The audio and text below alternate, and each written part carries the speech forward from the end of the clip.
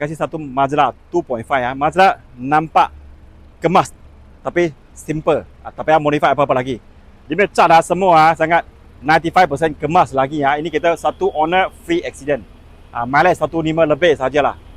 Tayar dia, tengok tayar dia kasih Michelin masih ada 85%, 4 tayar Michelin ini orang berapa inci? 19 inci. 4 tayar dia memang masih ada 85% lagi. Sekarang kita pergi tengok dia punya boot belakang besar tak besar. Tengok dia punya boot belakang Mazda besar juga dalam kemas juga. Okey, kita tengok dia punya spare tayar. Lalaman dia masih maintain original. Tak ada sentuh apa-apa. Kemas lagi. Ini spare jack dia semua ada lagi, kemas lagi.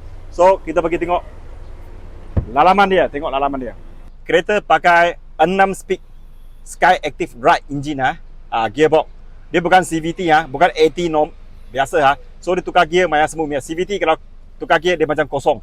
Kalau AT lama pun lambat juga reaction. So ini Sky Active punya 6 speed gearbox tak ada masalah punya. Ini gearbox pernah dapat award punya. Dalamannya masih kemas lagi Steering dia ini original original dia datang ini macam ini merah Mazda sampai pattern semua macam ni. Okey. Kulit dia kemas lagi.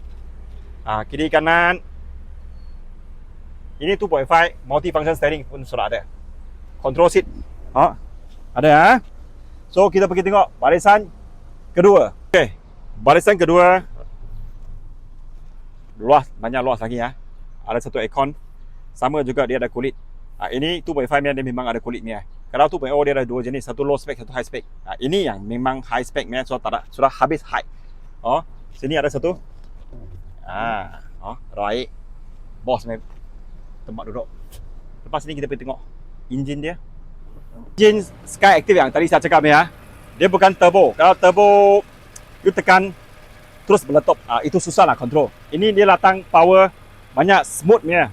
Ini enjin yang saya cakap dia pernah dapat award international. Dalam semua kemas lagi ini pin-pin semua original lagi. Betul-betul kemas punya. Nampak tak? Tak ada tanah, tak ada abuk, tak ada pasir, tak ada banjir punya marking.